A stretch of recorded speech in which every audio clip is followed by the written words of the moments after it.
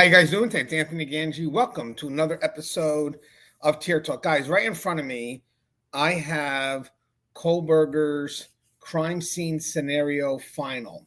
It was written on May 5th, 2020, and I just want to read it and basically show you how familiar he is with what to do in case you come across a violent crime. In this case, the scenario here is about a woman who gets stabbed to death in a trailer park.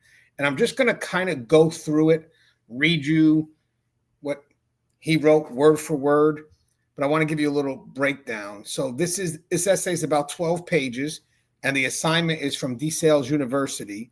It's titled Crime Scene Scenario Final, and it was written in May of 2020, and it was part of a forensic criminal justice course. Forensic Investigation Class Code CJ361 at DeSales University. And it looks like the professor is Dave Sipe.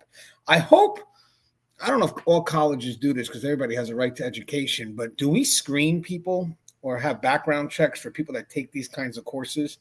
Because the knowledge that you can get from a college course can definitely teach someone to better their craft, if that's what they're looking to do, which I think in Kohberger's case, that's what it is. What the essay covers, so it describes how to secure a crime scene, including arriving at the crime scene protocols, talks about protective clothing, fiber-free overalls, boot or boot covers, gloves, face mask, hairnet, eyewear, gown. Emphasis on avoiding leaving Latin fingerprints, DNA fibers, hair, and other biological trace evidence, and includes discussions of how evidence could be contaminated or planted and the role of investigators in assessing or not jumping to conclusions about planted items. Now, if this was to go to trial, the prosecutors would try to push for this to be allowed in. Reason being is, of course, prosecutors want to introduce the essay as evidence to show his knowledge of crime scenes. They point to similarities between what he described in the essay and what was found, alleged in the Idaho murders. So you got the knife weapon, protective gear, and how investigations proceed. And then the state filed the paper as an exhibit in a reply filing. What the university said, well, DeSales University described it as a typical assignment for students in the forensic investigation course. And the professor, as I said, listed was Dave Sipe. The defense, if this was brought to trial, they would have reacted and said defense has raised or would have raised objections about what evidence the prosecution intends to introduce from his student records. They have also argued mental or developmental disorders, autism spectrum disorder, coordination issues, which affects his capacity or behavior. But obviously you could tell he is a smarter individual, especially after reading this. So they definitely wouldn't be able to argue that he didn't know what he was doing. And just some similarities. The essay is said to describe a hypothetical woman stabbed in a trailer park. In the actual case in Moscow, a sheath believed to be the kind used with the K-bar knife was found with Kohberger's DNA on it. Prosecution was able to point to purchases made by Kohberger for the knife, sheath, the baklava, the mask, that align with elements discussed in the paper. Now, again, it's not clear if the person in the essay is based on a real case or purely hypothetical. The filing says the trailer park stabbing is not necessarily a known murder case, so I guess it's just a hypothetical. How much weight the jury would have given to the essay is uncertain. That's if it was allowed to be introduced. Knowledge of how to avoid forensic evidence doesn't prove that those steps were actually taken. And again, guys, if he ever, I guess right now he's trying to fight the settlements of the plea deal. So again, these are things that could always be pushed back into the forefront if they agree with his argument. And most of the time, you really shouldn't be able to argue a plea deal, but most of the time they'll fight against prosecutorial misconduct or just not a fair representation from the defense team. I mean, there's other ways they can open up an argument to rehear the case. Whether or not all of his descriptions in the essay were feasible in practice under the conditions of the Idaho crime scene. For example, did he have the time, equipment, or environment to use protective gear or avoid leaving fingerprints? And how the defense will try to counter this, perhaps by arguing knowledge doesn't equal action or pointing out contradictions between what was found and what he described. But again, if this ever goes back to a trial, I mean, but he has the knowledge. So it shows that he could carry it out. That's the key. So it's more about his competency. And I want to show you before I read this that the passages show a few things here. So if this ever goes back to court, because there is talks that he may be trying to challenge the plea deal, which we knew, people that watch this channel, we knew that. So, okay, so you got the awareness of forensic principles. The author clearly understands standard protocol in crime scene processing, particularly about contamination. So fingerprints, DNA, fibers. It's something taught in criminal justice forensic classes. That's why, are we doing backgrounds for people that take classes like this, just out of curiosity? Hypothetical instructional tone. The language is what you'd expect in a teaching assignment, would be helpful to avoid, etc. It does not necessarily assert that the writer has done these things in real life, but that they understand how one would ideally prevent leaving evidence. Possible use by prosecution. As I mentioned, because Kohberger had this knowledge, prosecutors would likely argue that he could have used these techniques or tried to in actual criminal acts to cover his tracks. So the document becomes a way to show capacity or knowledge and not necessarily action. But the limits here, or the gaps, is know and how doesn't mean fully implemented. Even if someone has knowledge, there's always risk of mistakes, incomplete application, or unforeseen trace evidence still being left behind, which, by the way, he was pretty much convicted on a lot of trace evidence. Okay, so now let's go to his paper. It's called it's his crime scene scenario final. Now, I don't think this is an open book test, but I could be wrong. If someone else knows, let me know. But this is probably information that could have came from the top of his head. And this, I believe, is for his master's class. So it was written May 5th, 2021 for Professor Dave Seep, Criminal Justice 361. So it's a higher level course. You can note the number. So first starts off arriving at the crime scene. So remember, guys, the crime scene is going to be a woman killed or stabbed to death in a trailer park. So in the process, guys, while we're reading this, there's always knowledge that could be applied elsewhere. So it's good to kind of go through this, even if you're not too interested in the Bryan Kohberger case. This is very interesting in how crime scenes are handled, how evidence is left behind or picked up.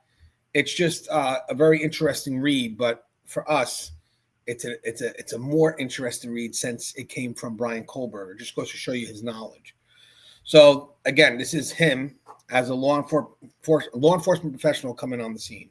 So the first thing to be done is block off the crime scene in order to avoid crime scene contamination. So he's very big on that.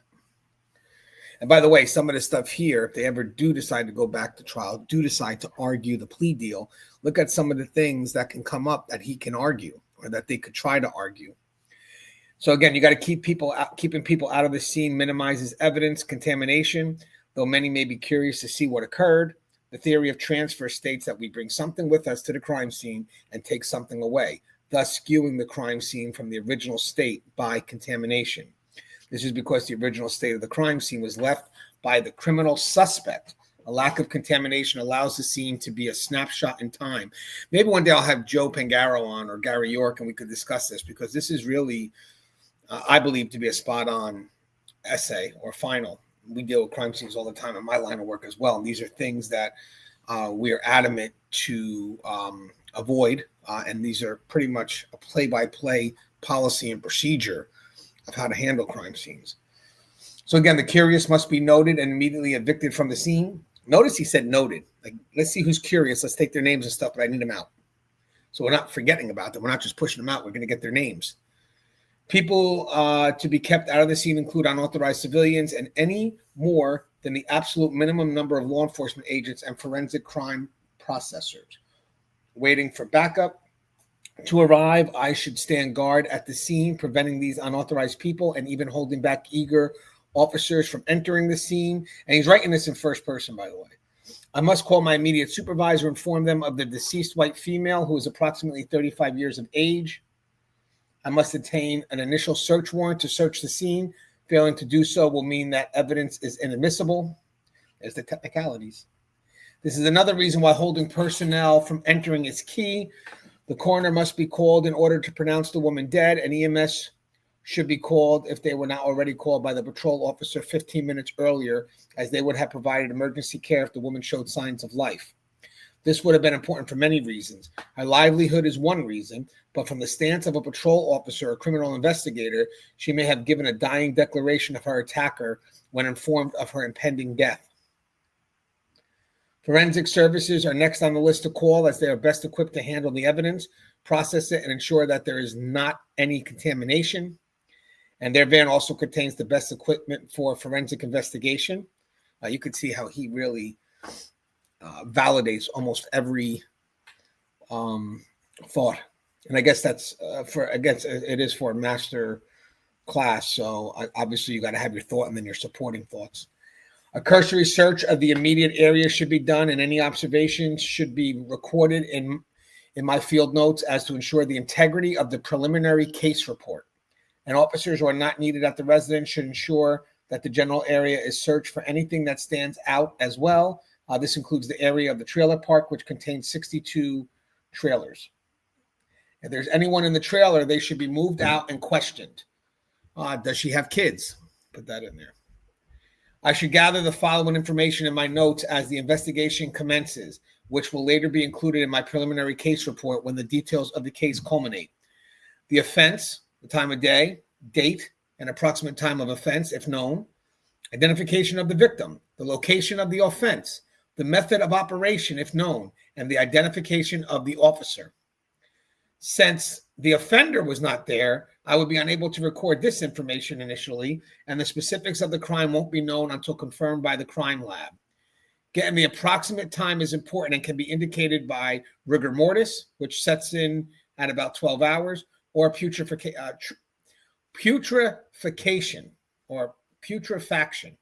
Forgive me, guys, I'm not really good at words.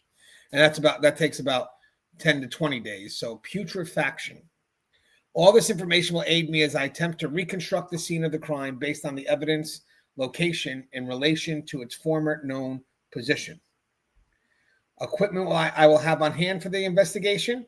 To be prepared for crime scene investigations, I must ensure I have a crime toolkit containing the following. Now imagine you commit a crime and knowing what is going to be utilized for crime scene analysis. So I need a 35 millimeter camera or digital camera capable of videotaping with an adequate supply of film and power, a portable lighting system to ensure quality photographs and that I do not miss or step over any evidence, assorted stale tape measures that can reach at least 25 feet, a ruler or other measurement marking devices, latent fingerprinting equipment or latent fingerprinting equipment, gloves to protect the scene from contamination. This will enable that I avoid leaving my latent fingerprints. Forceps and small tweezers and a pair of scissors.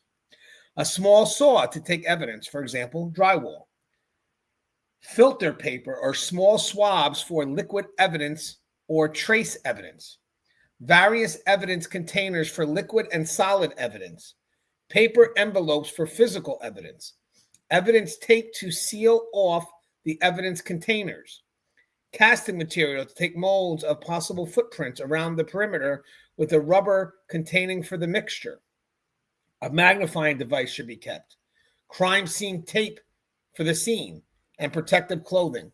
So boot covers, eyewear, fiber-free overalls, face masks, hairnets, gowns, and anything that will prevent me from contaminating the scene with things I bring in with me. It's funny because the same things that the detectives will utilize would probably be the same thing that someone who's going to commit the crime should also utilize.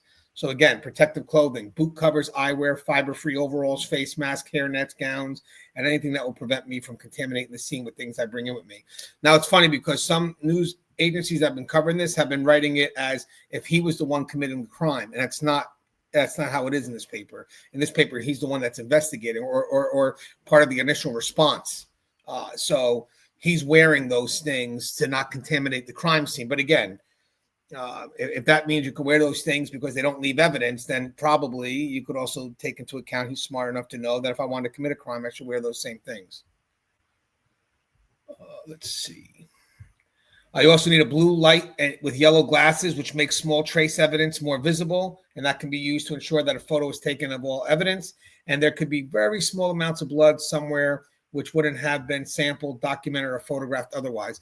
Now, this is a final. I know sometimes finals, they could be hours, but the knowledge is supposed to come from what they're able to memorize. But some professors do allow some level of reference material. So I don't know if this all came from the top of his head or if it came from, going back and forth and referencing probably the policies and procedures, and maybe applying those policy and procedures to the case, the hypothetical case, because that could make sense, right? I mean, this is the policy and procedure. This is the case. Now show us how this policy and procedure applies to this case. That's a good master application. So I don't know how it's done, if he has to have this all memorized or if he's allowed to reference.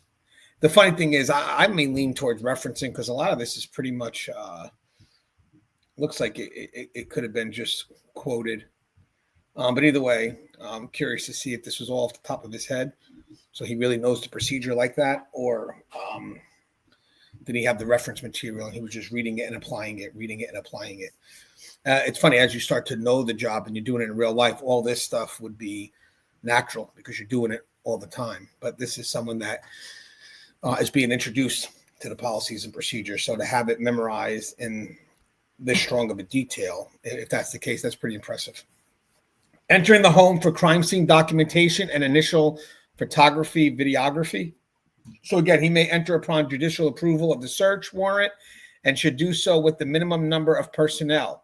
Having too many personnel evident in the photography may put the integrity of the evidence into question and taint the scene. Now, guys, be careful. I mean, if they ever decide to go back and challenge the plea deal and this all goes back into the system again, I will guarantee you look at this paper and you'll see a lot of this stuff in play just on the adverse.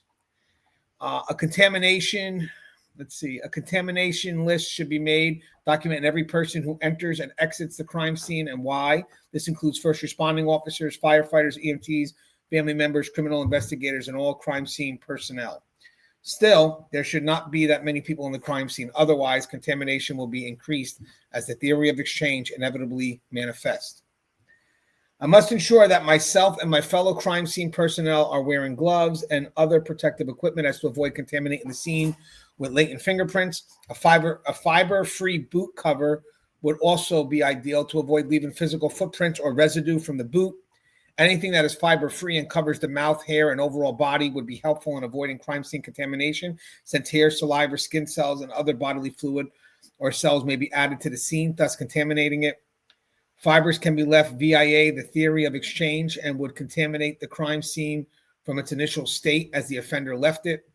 Even if we can't assume that there was an offender, despite seeming obvious, preventing contamination is an important way to ensure the integrity of the investigation and evidence. Guys, this could have been a final paper that he did at home too. I'm just thinking of that right now. So he could have had everything in front of him. So this may not have been a test that was done at the school. Sometimes when you're going for your master's, they want to test you on theories and you have to memorize these theories and really be able to answer them completely. And you don't really have anything in front of you. You have to know the theory. But this could be something that could be, again, a final paper. This could have been something that he was able to take home and work on throughout the year. We should always treat the crime scene as if there is indeed a criminal homicide, as to not miss out on important details. That is how this crime scene is being handled. The first thing for me to do is to take a coordinated series of crime scene photographs with a digital photography device or a 35 millimeter camera from a natural point of view. These photos must be taken prior to the movement of any object in the crime scene to ensure that the photo captures the scene as the offender left it. The photograph should be taken from a general view of the exterior of the home, as well as general views of the interior, recording the time and details of the photograph in my notes. Setting up portable lighting ensures that the element of the crime are adequately illuminated for photographic documentation. The photo should be in color as to provide the best, most accurate image, thus avoiding photographic distortion. I'm going to say, again, as I read this, I think he was able to do this at his home or somewhere along the line where he had the reference material. And then basically he just has the magic of application. Basically, this is the hypothetical crime scene, and this is how I am now going to play it out. So, I mean, it could just be simple, put an eye in front of a lot of the stuff that's in policy and procedure and making it look like you did it. Or he could really be absorbing it and living through it as he put this through. But again, I think as I read this a little further. This may have been an assignment that he was able to take home and then work on. So again, the following details regarding photography should be recorded in the field notes and on the back of the photos if possible. Recording these details will ensure that the defense attorney does not attempt to devalue the quality of your evidence, which may make it inadmissible. So data to identify the subject of the photograph, but without too much unnecessary information. The location of the photograph, including the state, city, and street address. The identifying data of the photographer, including the name, police agency badge number, and identification number, the case number if established at the time of dispatch, the precise time of photograph, the date of the photograph, the weather at the time, and the photographic equipment used, including shutter speeds, film type, and developing and printing techniques. Next, photos of specific rooms should be taken with special attention to the living room in which the deceased woman was found. So again, this is the hypothetical murder of a woman in a trailer park. As the coordination of photos is focused inward, specific components of the crime, like physical evidence, should be accounted for and detailed. These should be logged in my field notes, and the physical evidence should be photographed next to a measurement marker, which can be a ruler or any other easily comparable object of well-known size.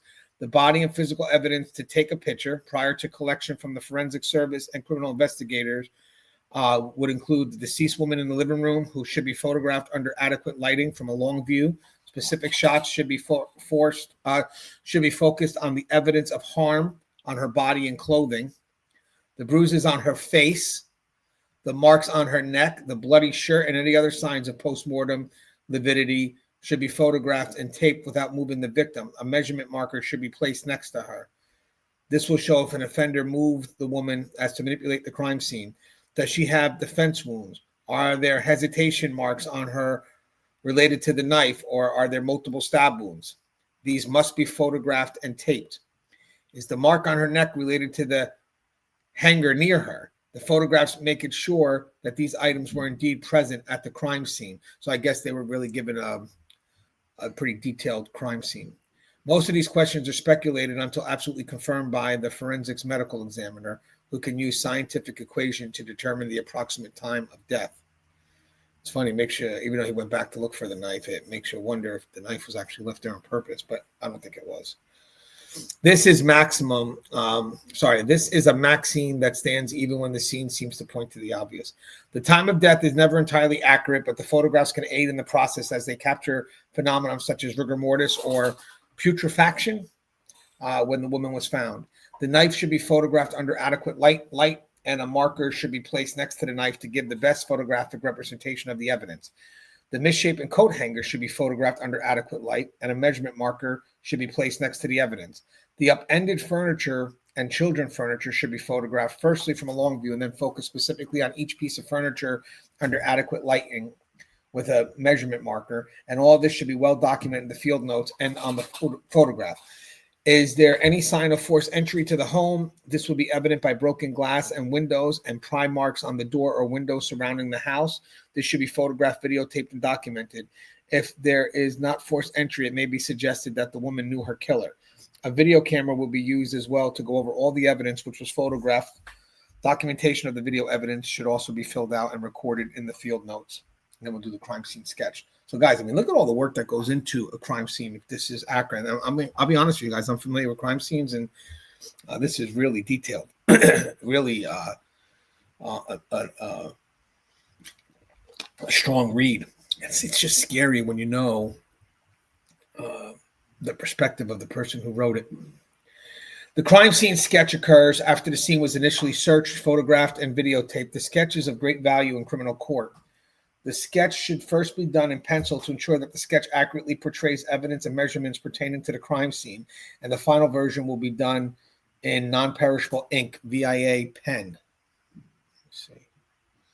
The physical evidence of the crime, which includes but is not limited to the knife, misshapen coat hanger, furniture, as well as any other biological evidence like bodily material or fluid, should be drawn out in accurately measured proportions from each other and permanent objects in the crime scene sketch.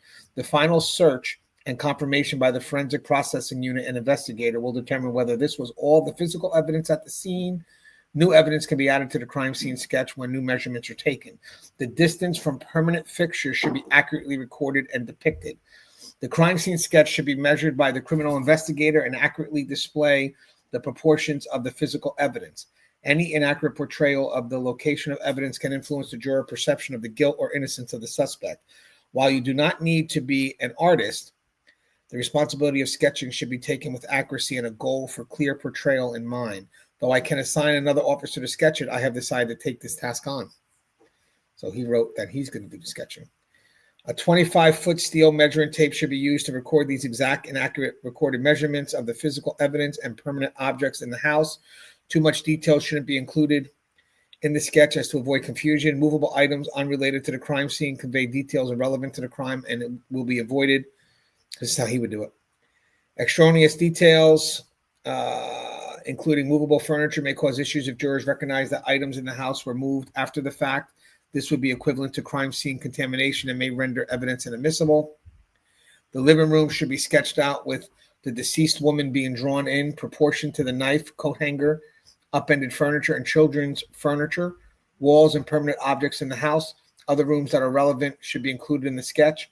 I have decided to use the rectangular coordination method with 2 right angles being outlined in proportion to the physical evidence and permanent fixtures centering around the living room. A projection can be used to document biological trace evidence like blood stains or other physical evidence that imprinted on the walls. Bullet holes would be something that should be ruled out, and if bullet holes are present, they should be documented on a 3D exploded sketch before the drywall is removed via a saw. Though it appears obvious that the knife was used in the crime, we do not know this for sure and should make sure to document everything and look for less apparent evidence. Even if there was an item introduced to the scene by an offender to throw off investigators, it's not the job of the criminal investigators processing the crime scene to jump to conclusions. The crime lab will be able to decipher with scientific certainty what is and is not an original element of the crime. Staging is common. For example, the offender may have taken items from the house to make it look like a burglary turned robbery, which went wrong. The official crime preliminary report should include the accurate sketch with the following details included: the name of the investigator and identifying badge number, a detailed location of the scene, such as the city, state, and street address. The living room should be noted as the center of the sketch, the date and exact time the sketch was first drawn in pencil, the evidence listing key, which shows evidence as it corresponds to a letter or mark indicated in said key, the case number of the investigation, a compass arrow to give direction, and the scale of the sketch should be included, or the words not drawn to scale. I'm choosing to draw it to scale where 1/4 inch equals 1 foot. The computer-aided design program, CAD, which uses laser lights and takes up to 25,000 measurements per second in 3D, may be utilized if available for the scale of the scene is most accurate. I would request the CAD if available, for it gives the best portrayal of this serious crime, allowing for an accurate point of view and zooming of particular elements of the crime scene. Funny how he said serious crime. It's like an elected word. He chose to use that word for a reason, maybe. The more comprehensive crime scene search using the strip search method.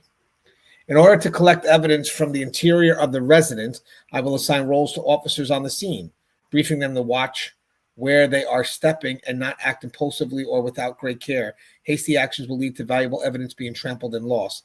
The strip search method is what I have decided on, as it allows for the interior of the crime scene to be searched from one end to the other with more than one officer or forensic processing unit. The exterior of the property should be searched from one end to the other as well, switching to a grid search if necessary. Walking from one end of the scene to the opposite end of the scene, I will then turn around and cover ground to the right or left without stepping on the same spot twice. The rooms of the trailer should be searched in this method with special attention to the living room where the victim lies. Assigning a CSI or officer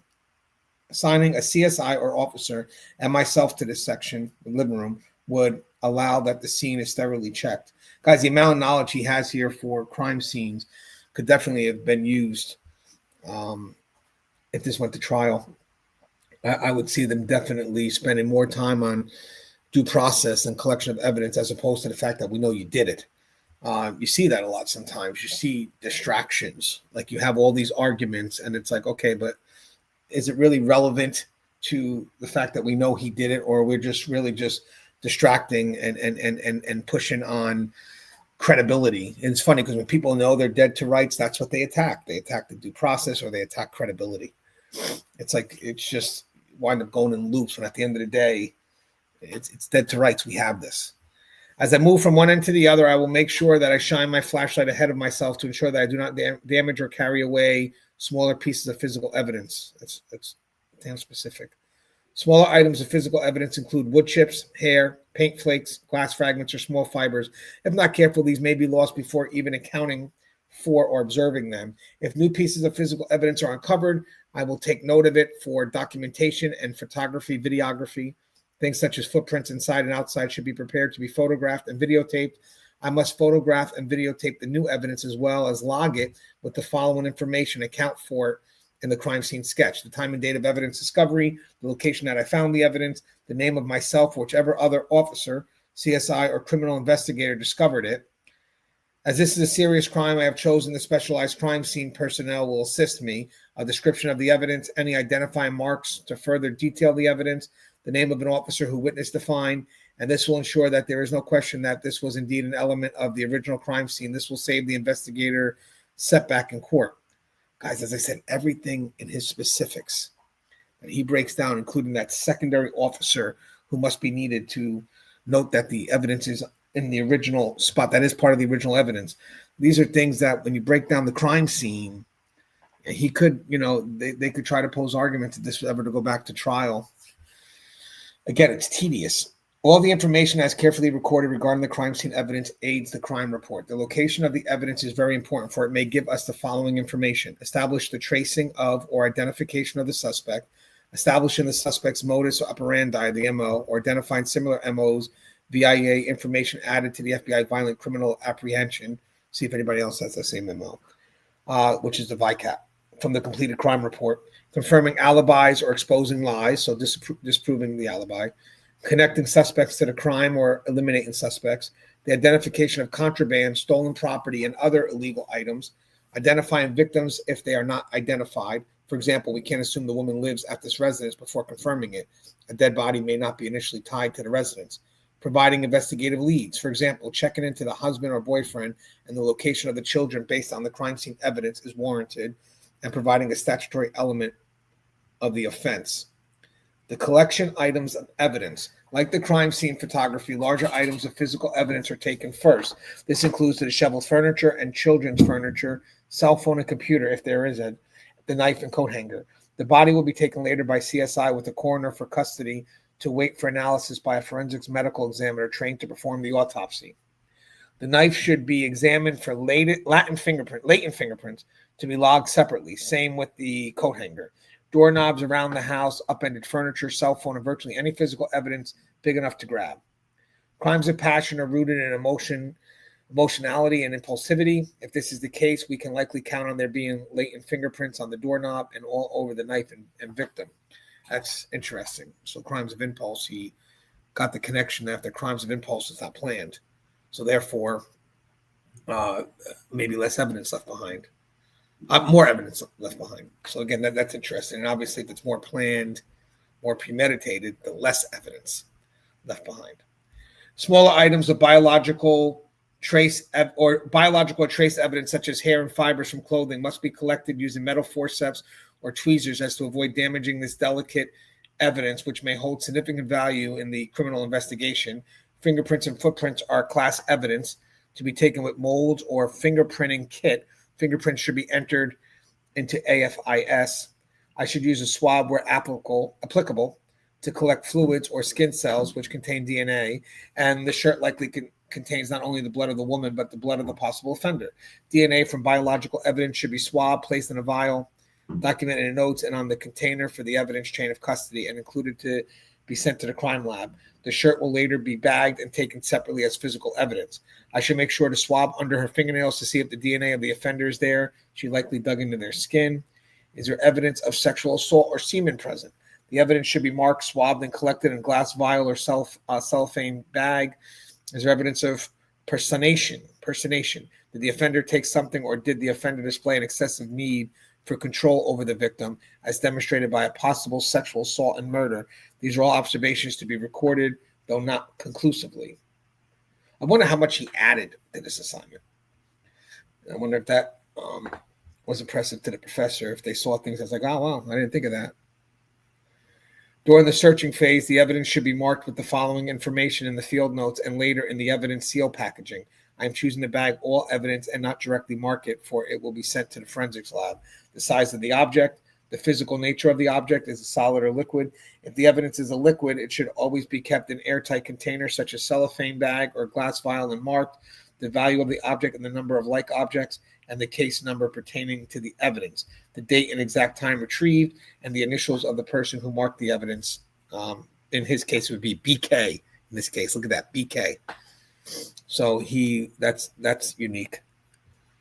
So I wonder if that relates to anything. Like we use BK right now, so he's very familiar with those initials. This process should be done so as many times as needed. It may occur up to 1,000 or more times. It must be counted accurately, and the quantity should be accurately recorded on the container. It is, when you read this, I mean, he did a lot of studying on his own as well. So I'm wondering, when the professors were reading this, if they were able to tell what he learned from class and what he learned on his own. If I was a professor, I mean, I would think that this would be a strong read. Each item I collect included, so this is packaging the evidence for the forensic lab. So each item I collect, including but not limited to the knife, coat hanger, and bloody clothing on the woman, must be packaged in the proper way for forensic lab analysis. I must use separate containers for evidence, not mixing things up and causing confusion, no matter how daunting this may be. I must use new, clean packaging that was not previously used, as to avoid contamination. Obviously, blood or other biological evidence renders a container spent. Avoiding metal containers which can be reused is ideal to confirm the containers is indeed disposed of afterwards. The package must be sealed with a strong medium, such as a strong tape. He's very specific. Even when you look at that, avoiding metal containers which can be reused is ideal to confirm the container is indeed disposed of afterwards. Because again, I guess the argument would be, if it's reused, what else was left behind when you put this evidence in there? And again, this is something that was never brought back to trial. Look how much he knows of this practices with these techniques that he can argue just on a very specific level. Even though we know he did it, most of the time, it's sad to say, but you could have someone that's guilty as the day is long and the due process be a concern. And now the question becomes about the due process, the collection of evidence, and just a small little technicality. And it could just weigh so heavily in the offender's favor. The package must be sealed with a strong medium, such as strong tape. Items of clothing need to be kept as is and not folded. I must keep evidence that was found in a container as it is and mark it. I must include a letter of transmittal to the state of what type of analysis must be done. For example, wound analysis, DNA or fingerprint, and even ballistics. Again, I must account for and log all this evidence in the chain of custody form: where it was found, how, when, who is transporting it, and where is the evidence locker located. The woman must be removed by a certified professional and sealed, taken into custody by the coroner and sent to the forensics medical examiner for forensic autopsy. This must be all logged in the field notes and initial crime report before compiled in the closing report. It's funny how he says the woman. I wonder if the victim, but he chose to say the woman. I wonder if that matters. The crime scene will be surveyed if necessary, but the longer the time it takes to do so, the more the chance the crime scene is contaminated. I guess the woman is more objective. Maybe the victim could maybe have sympathy connected to the word victim, so maybe they do choose the woman to be more objective, or the man. When mailed, I must always send the evidence in registered mail enclosed with a secure receipt, and this careful collection of evidence is all necessary for the crime lab criminalist to be capable of analyzing all elements of the crime, being that they really come on the scene. Evidence chain of custody and inventory receipts. The careful description of evidence, when and where the evidence was found, and who found it, are all related to the evidence chain of custody. All evidence must be described and then transported and placed in an evidence locker. The identity of the transporter and the location of the evidence locker must be accounted for. If the evidence is taken out of the locker at the police department, it must be recorded who did so and why they did so. The knife, misshapen wire, coat hanger, and any physical, biological, or trace evidence found must be accounted for, bagged and sealed, and then kept in an evidence locker. Her bloody clothing should be examined as well, but this would infer that she must be moved and have items of clothing removed. This is something the forensic crime scene processing unit should do. If she had a cellophane or a computer nearby, cellophane. If she had a cell phone or computer nearby, this should be described, logged, and transported to the digital forensics lab for digital forensics examination. Did she communicate with anyone? Did this communication indicate a conflict? Did her husband or boyfriend contact her? Did anyone else contact her? This may help investigators look in the right direction if things turn out to be not so obvious. Again, we can't assume it was her husband or boyfriend just because there may have been a history of domestic violence or PFA, despite this being very common. Also, she may have children furniture for her nieces or nephews, so we can't even assume that she had kids. When moved, all items will have inventory receipt with documents, which documents the movement for the chain of custody form, and all this is for accountability and integrity of the evidence and thus the proper outcome of the criminal investigation. Failing to do so leads to injustice. There can be very clear link between victims and offender, but if this is not accounted for via chain of custody, then it will be inadmissible. I guess when they write it, you have to write it very objectively. So when you come onto a crime scene, man, you really have to look at things as if it's a blank template. There's no connections until those connections can be proven. Outreach to other agencies, an immediate element of the investigation. So a lot of these inquiries would occur concurrently with the crime scene investigations.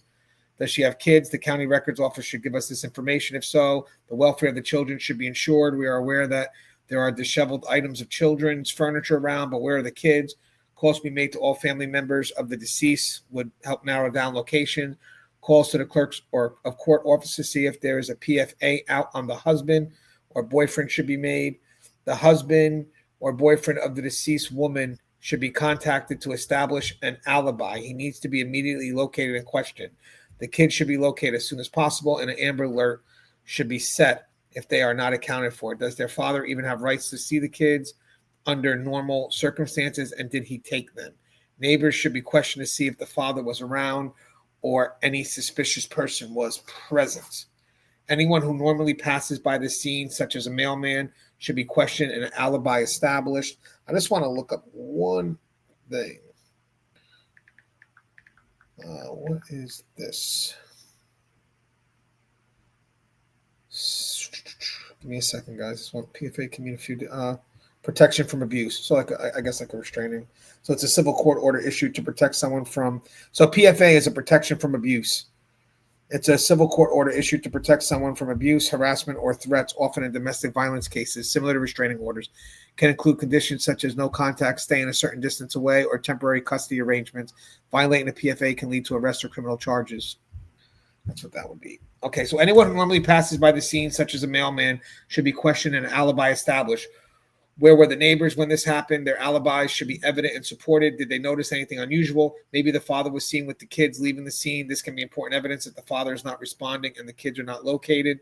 The Amber Alert can be set based on the vehicle, plate number, and description of the father if applicable. Remember, guys, that Amber Alert, it's interesting about that fact because when we were doing the Emmanuel Harrow case, we were wondering why there was no Amber Alert, and it was discerned that there was no vehicle, no plate number.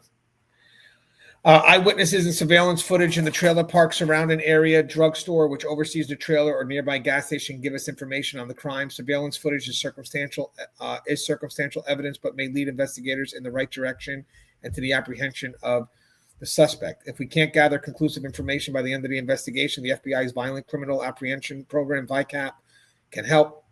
VICAP may be utilized if this case happens to be unrelated to a domestic dispute. This may be the work of a serial killer, though this is highly unlikely. So he also knew that FBI could have probably got brought in if there was no direct connection from the offender and the victim. So that's interesting. Still, we're only looking at the facts of the investigation rather than conjecture, and we can only say for sure once the suspect is apprehended and the evidence is strong enough to say what happened with scientific certainty. And the last part is the compilation of evidence in the preliminary report, progress report, closing report, and prosecution report. My notes enabled that I wrote a thorough and accurate preliminary case report which contained all the facts of the case. I will need to update it with the progress report as we track down suspects and eventually create the closing and prosecution reports which will be used in court if we get evidence of a specific person who committed the specific crime. The closing report will be the culmination of all the facts after investigation and lab analysis, which leads to the most accurate reconstruction of the scene possible.